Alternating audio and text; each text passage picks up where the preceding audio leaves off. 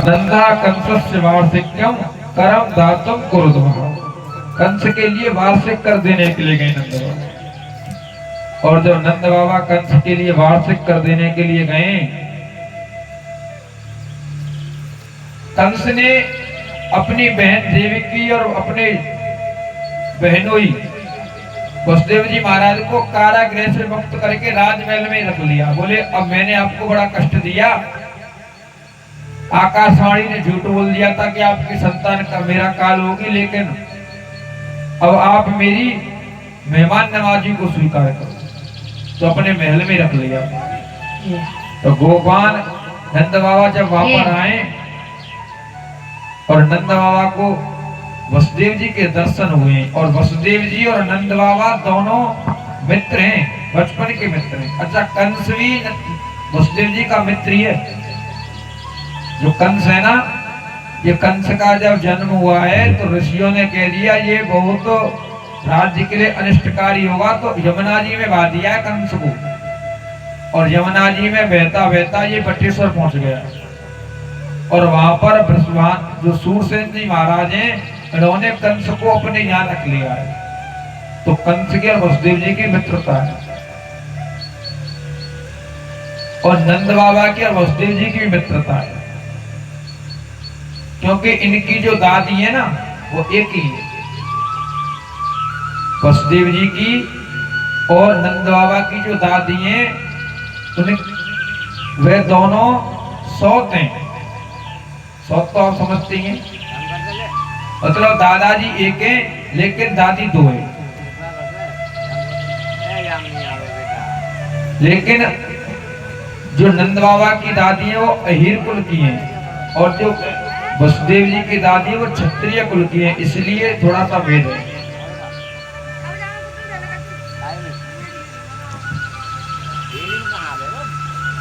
और ये नंद जी महाराज है, वास्तव में इनका नाम उपनंद है। वास्तव में ये उपनंद है, लेकिन इनको नंद कहा गया है। गर्ग संहिता में तो स्पष्ट वर्णन है कि नंद किसको कहते हैं, वृषभान किसको कहते हैं, सब वर्णन है गर्ग संहिता में। वसुदेव जी को जैसे नंद बाबा ने देखा है दुखी हो गए। क्यों? क्योंकि दोनों मित्र हैं, और जेना मित्र दुख होई दुखारी, तिनहि बिलोकत पातक भारी। निज दुख गिरि सम रज करि माना, और मित्र का दुख रज मेरु समान। अपना दुख चाहे कितना भी बड़ा हो, लेकिन मित्र के दुख के समान मानो एक रज है। और मित्र का दुख रज के समान क्यों ना हो, लेकिन उसको मेरु पर्वत के समान समझो, सुमेरु पर्वत। राम जी और सुग्रीव दोनों मित्र हैं। भगवान राम और वानर राज सुग्रीव दोनों मित्र हैं। और देखो दोनों के दुख एक जैसे हैं, दोनों के दुख भी एक जैसे। राम जी भी तापस वेश विशेष उदासी 14 वर्ष राम वनवासी जंगल में रह रहे हैं, और इधर महाराज बाली ने सुग्रीव को मार करके महल से निकाल दिया। वो भी जंगल में रह रहे हैं, वो भी भग रहे हैं। राम जी की पत्नी का हरण रावण ने कर लिया है, और सुग्रीव की पत्नी को बाली ने छुड़ा लिया। लेकिन राम जी जब मित्र बने ना सुग्रीव के, तो सुग्रीव से ये नहीं कही कि पहले तुम मेरी पत्नी को छुड़वाओ। पहले क्या कहा?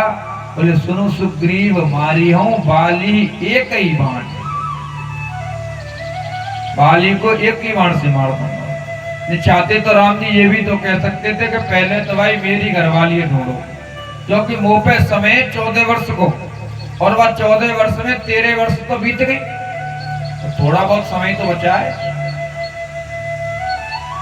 सुग्रीव से जब मिले तो 5-6 महीने का ही समय ठाकुर जी के पास में बस। बोले मेरे पास में तो बहुत कम समय, तुम्हारे पास में तो बहुत समय। पहले मेरी पत्नी को ढूंढवाओ, बाद में जब मैं अयोध्या का राजा हो जाऊंगा, अयोध्याधीश हो जाऊंगा, तब तुम्हारी मदद करूंगा। राम जी ने ऐसा नहीं किया। क्यों?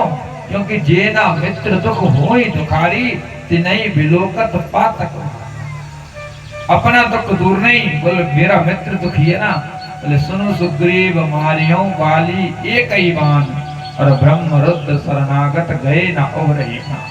लेकिन महाराज सुग्रीव इतना कपटी बाली के बल के बारे में पहले नहीं बताई। जब राम जी ने संकल्प कर लिया तब कह रहा बोले महाराज बाली में देख ताकत है,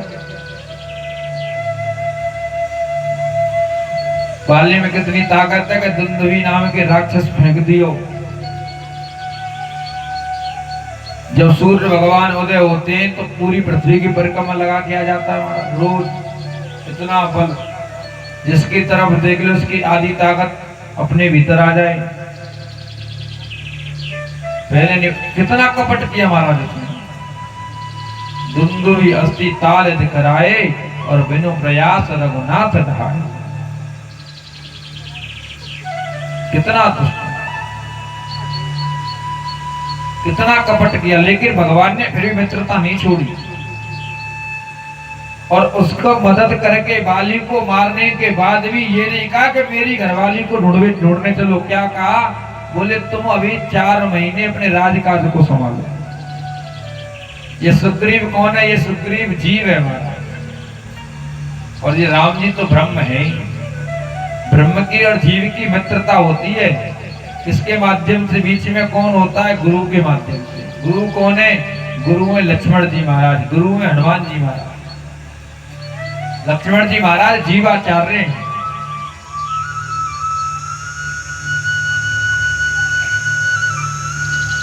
लेकिन ये जीव जब कष्ट में होता है तो भगवान से मदद तो ले लेता है, लेकिन जो भगवान से प्रतिज्ञा करता है उन अपने वचनों को भूल जाता है, विषयों में लिप्त हो जाता है।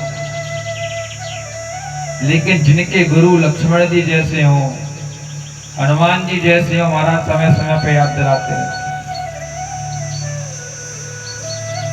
क्या कह रहे हैं नंद बाबा? कह रहे हैं बोले अहो ते देव के पुत्रा कंसेन बहवो बता, एका वशिष्ठा वरजा कन्या सापी दिवंगता। अरे क्या देवकी के कितने पुत्री, सबके सब मारे गए, एक कन्या वही जो पूरे आकाश मुड़ के चली गई। लेकिन वसुदेव जी महाराज नंद बाबा के सुख को देख करके सुखी है। बोले पूछ रहे, बोले नंद बाबा मैंने सुनी है तो पे लाला भयो है। नंद बाबा बोले बिल्कुल सही सुनी। वसुदेव जी नंद बाबा के सुख में सुखी है और नंद बाबा वसुदेव जी के दुख में दुखी है। नंद बाबा से वसुदेव जी ने कही, बोले नंद बाबा तुम जल्दी सीना गोकुल चले जाओ, ऐसा लग रहा कछु अनिष्टा व्यवहार हो। नंद बाबा जल्दी से गोकुल की तरफ आ रहे हैं, लेकिन नंद बाबा के आवे थे पहले कंस ने पूतना को भेज दिया। कंसेन प्रहिता घोरा पूतना बाल घातनी शिशुश्चार निघ्नन्ति परग्राम व्रजादिषु। कैसी है पूतना? पूतना कंस का हित चाहती है। कंस कसी हिंसायाम धातु से कंस बनता है। कंस कहते हैं जिसका हिंसा करना ही स्वभाव है, और जो हिंसा करती है वो पूतना। कंसेन प्रहिता घोरा पूतना बाल घातनी। ये बड़े बड़ों को नहीं मारती महाराज, ये बालकों को मारती है। पूतना किनको मारती है? बालकों।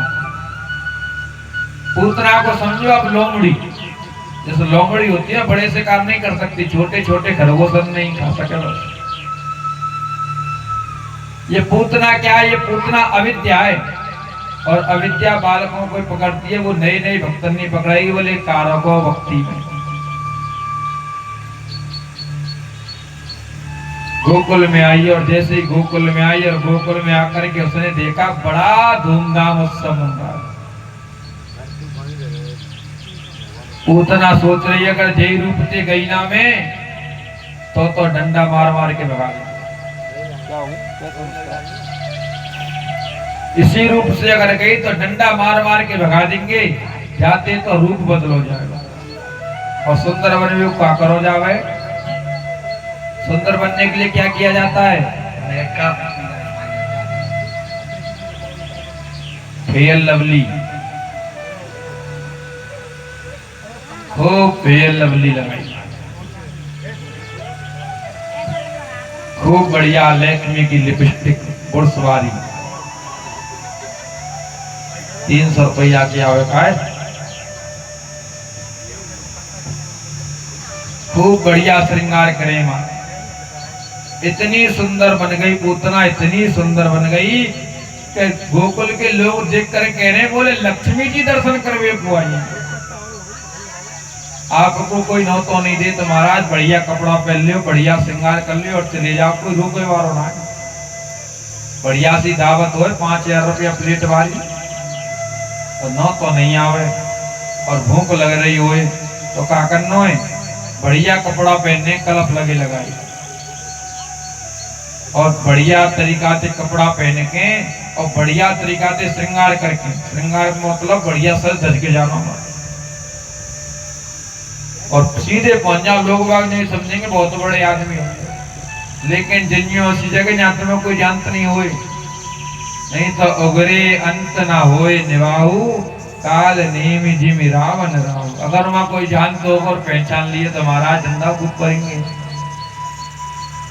आजकल तो एक दूसरी परंपरा चल गई है बर्तन दबाई वाली, कोई शादी में पकड़े जावे तो बर्तन दबा मुल चल दो।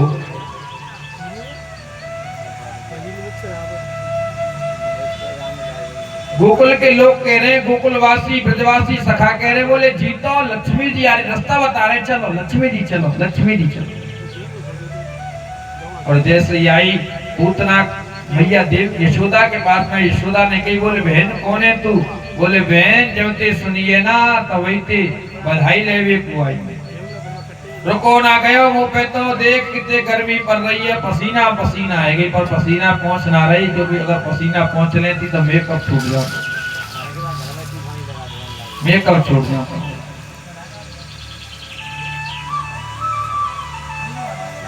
भैया यशोदा बोली कि बहन ले मैं तो कुछ ठंडा ही बना रहा हूं बढ़िया से। भैया यशोदा का क्या नाम है आपको पता है कि नहीं पता महाराज? मैया यशोदा का नाम भी देवकी ही है। मैया यशोदा का नाम देवकी ही है, लेकिन ये दूसरों को यश देती हैं, इसलिए यशम ददाती सा यशोदा। ये दूसरों को यश देते इसलिए इनका नाम यशोदा पड़ गया, लेकिन वास्तव में इनका नाम भी देवकी ही है। और कुछ लोग होते हैं जिनके नाम नहीं लेने चाहिए महाराज। कौन कौन के? बोले आत्म नामो गुरु नाम और नामातीक प्रस्यचा श्रेयस कामो न गृहणीयात ज्येष्ठा पुत्र कलत्र।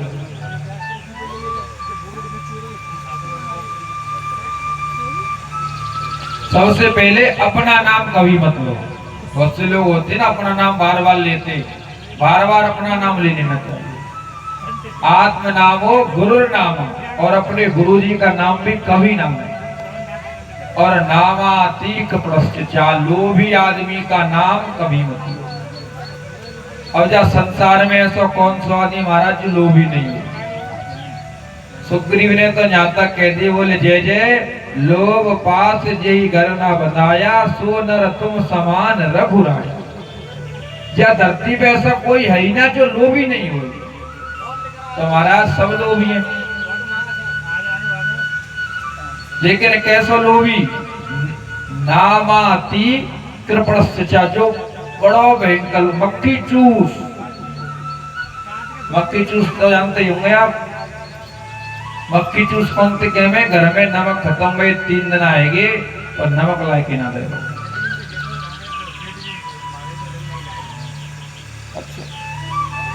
माइक दे दी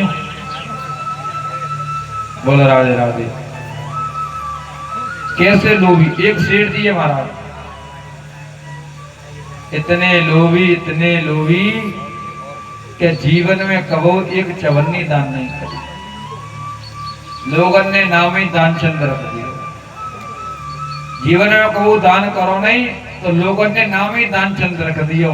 सेठानी बोली सेठ जी कछु दान पुण्य कर लियो, भगवान ने अब संपत्ति दी है कछु मुंह काजे तो जोड़ लियो। सेठ जी बोले पैसा दान ना हो, अरे तो पैसा दान ना हो तो वैसे ही दान कर लियो, 84 कोस की परिक्रमा में लगाओ, पशु ना है तो गंगा जी नहाओ। सेठ जी बोले बिल्कुल सही बात है, गंगा जी नहावे जाओ। और रजौराते सेठ जी चले और काशी पहुंचे, लेकिन कैसे गए वाहन में बैठ के नहीं, पैसा तो खर्च करना ही ना, पैदल पैदल। कैसे गए नावे? पैदल पैदल।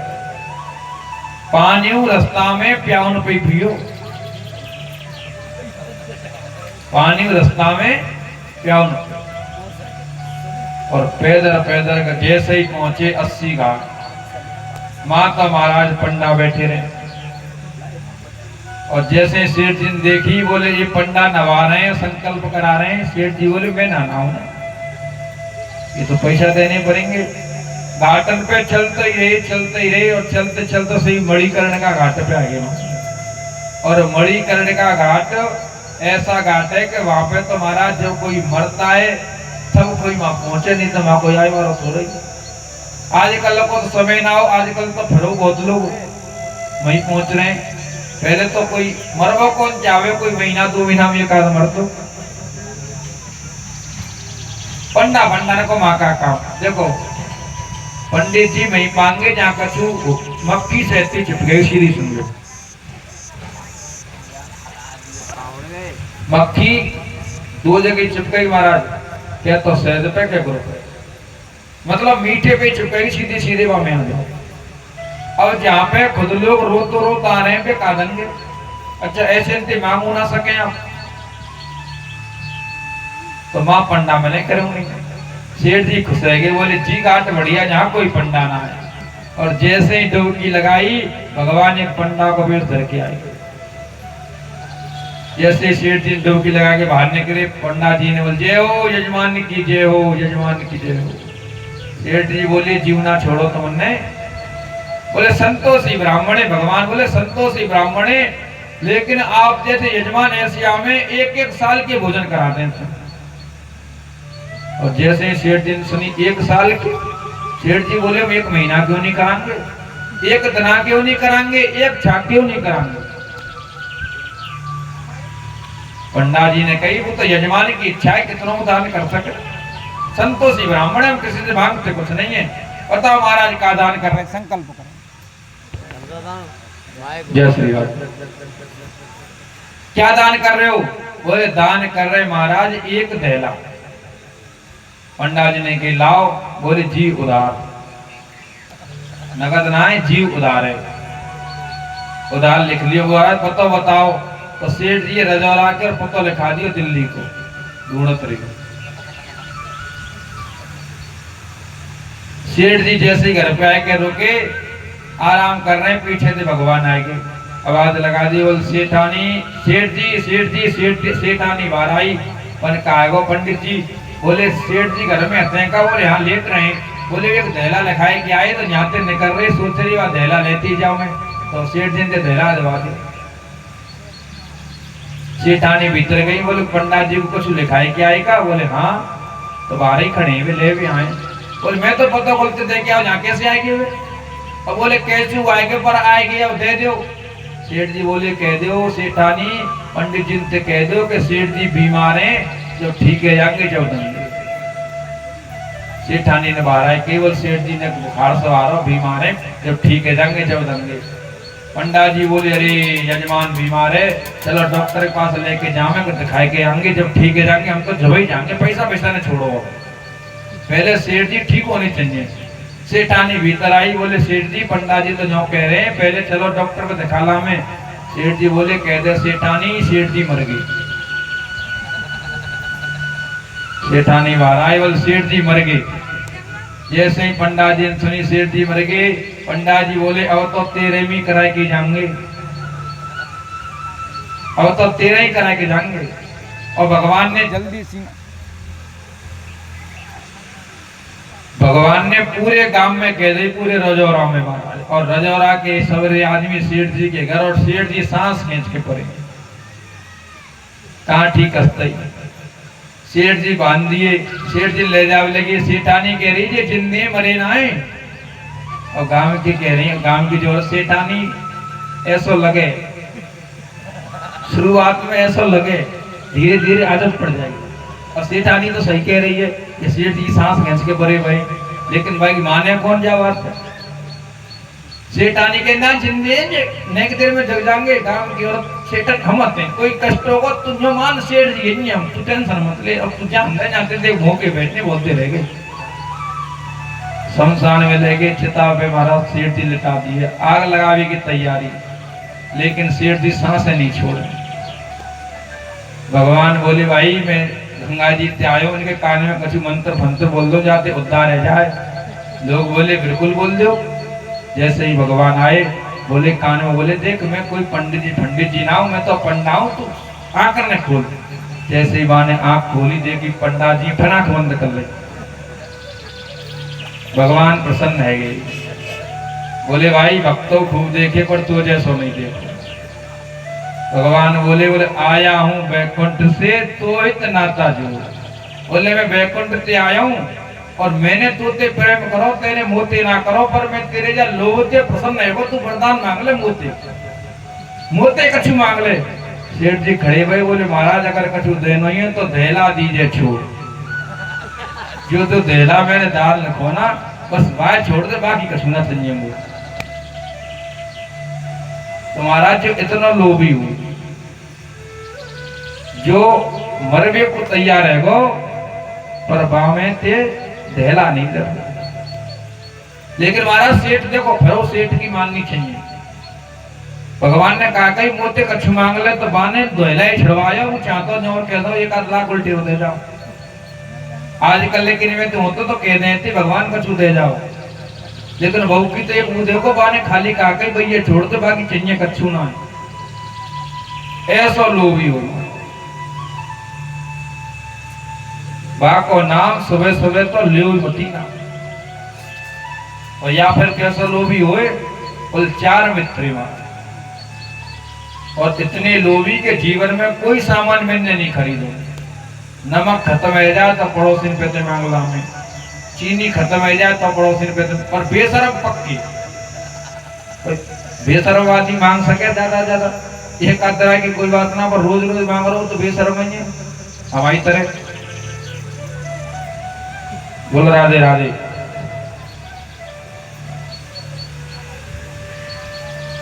चारों मित्र एक बार गए शहर और बात शहर में जाके विचार करने, भाई गांव के जो कहते बड़े लोभी जीवन में कछु खरीदना रहे, चलो आज कछु खरीदेंगे। तो क्या खरीद रहे? बोले भैया 250 ग्राम घी खरीद रहे। कितना खरीदो? 250 ग्राम। 6 महीना बाद मिले चारों, पूछ रहे भैया कितने कितने घी ले रहे हो? ये बोलो भैया मेरे तो 50-60 ग्राम ले रहे हो। पर 50-60 ग्राम भैया कितने खामते हैं सो? पर कितने का भैया रोटी ने बना लेते सबरीन ने, एक ऊपर के चुपल लेते एक नीचे के चुपल लेते, ऊपर और नीचे के में तब प्या कुछ नहीं पहुंच जाते। दूसरा बोलो भैया तेरी तरह खाएंगे तो कहां पार पड़ेंगे, हमारी तरह खाओ। सबरी रोटी ने बना लेते हैं और बीच की पे लगा लेते हैं हल्की, वही थे ऊपर की और वही थे नीचे की, अपने आप पहुंच जाएगी। ईश्वर मित्र बोलो ऐसे तो एक ही रोटी पे घी लगो, हमारी तरह लगा करो घी। कैसे? बोल देख सुन, पूरी रोटी ने बना लेते हैं और रोटी ने एक जगह धर के और एक सिलाई लेते हैं। सिलाई तो जानते ना ऊन बुने का बात है, बाय घी में डुबोते हैं और डुबोए के नैया से बीच में तेरा रोटी में सबन में उतर तो सब रोटी में अपने आप घी लग जाओ। चौथा बोलो भैया चाय तरह खाओ तो घर बेचना पड़ेगा अपनो। भैया कैसे खाओ में तुम? बोले हम तो ऐसा खाते हैं भैया, घी थोड़ी खाना है, खुशबू खानी हो। रोटी ने बना लेते हैं, घी के डिब्बा खोल के डाल लेते हैं बगल में, खुशबू है सुमत रहते, रोटी ने खाते रहते। तो जितना लाइन है 250 ग्राम को 250 ग्राम धरो भाई हो। तो महाराज जो ऐसा लोभी हो ऐसे को नाम कबो जीवन में सुबह सुबह तो लियो ही मती।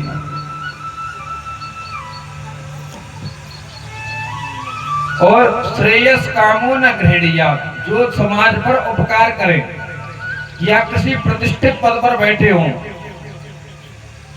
उनका नाम कभी मत लो। और अपने बड़े पुत्र का और बड़ी बहू का कभी नाम नहीं लेना। मनुष्य को अपनी स्त्री का और स्त्री को अपने पति का कभी भी नाम नहीं लेना। और महाराज आजकल तो परंपराएं खत्म हो गई थी, पत्नी के नाम अन्य छोड़ो महाराज, आजकल तो पत्नी के नाम पे जीव ना लग रही पीछे, डायरेक्ट नाम बोल रहे, डायरेक्ट जो नाम है ना पत्नी को वही नाम में ले रही है। और पति को ऐसे नाम लेते जैसे नौकरानी बुला रहे हों। ये गृह लक्ष्मी महाराज, इनका सम्मान नहीं करोगे तो फिर तुम्हें सम्मान मिले वाला नहीं है समाज में। स्त्री अगर चाहे तो समाज में तुम्हारा सम्मान करवा दे, अगर चाहे तो तुम्हारा सम्मान गिरा दे। जो व्यक्ति अपनी पत्नी का सम्मान करेगा समाज में उसी का सम्मान है।